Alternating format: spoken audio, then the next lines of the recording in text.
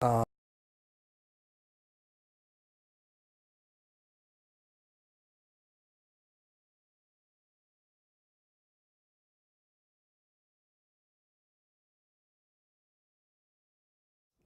Actually, there are many different ones, and some of them are exclusive of others. But let me talk about three that I think are significant responses in the world, although they are not themselves well known.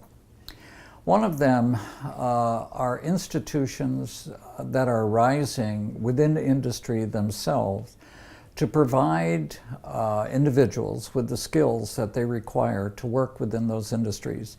In the United States, we call those corporate universities for a variety of reasons historic to the United States, but I don't think they exist exclusively in the United States. What these are in effect educational institutions which are created by industry to provide employees at all levels, new levels as well as advanced levels, with the skills which are required to work in that industry.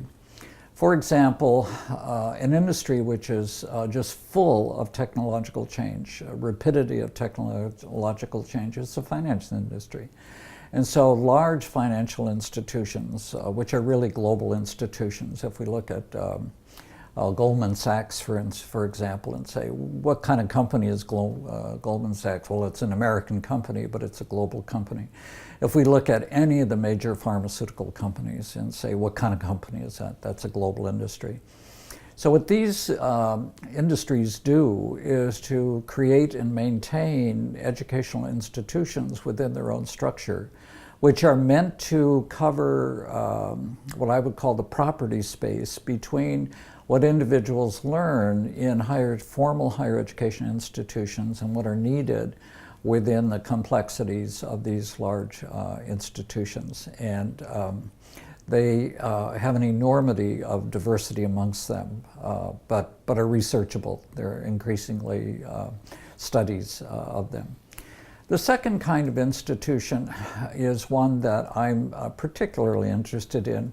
I'm fond of saying that if you look at the history of higher education across the world, and I mean literally across the world, we find that historically, for many, many centuries, higher education has tended to perform 3 or 4 social functions. And one of those functions is knowledge transmission. It's what we call teaching. Another one of those functions is knowledge creation. It's what we call research. Another one of those functions is knowledge conservation, and that's what great libraries are about, that's what museums are about, and increasingly that's what digital holdings are about. And the fourth great function of higher education institutions is to do social good, social benefit, sometimes called community good. And higher education institutions, wherever they are found, have done these 4 things. Now, and by now I mean in the last 2 decades, what we've increasingly seen is the rise of institutions throughout the world which perform those functions but which are not universities. Some of the ones which are most known to people but are not yet quite taken seriously by people as performing these functions are some private companies, one of which is Google and the other of which is Apple. Now, some years ago, Google announced that it was its ambition to digitize every book ever written in the world. And people laughed that off as just one of these crazy things that these Stanford graduates in Palo Alto are doing. The reality, I think, is quite different. If you then say, well, what happens when Google does this? Google will, and I'll use this language purposely, will have monopolized the function of knowledge conservation. One might then ask, what do we need universities for?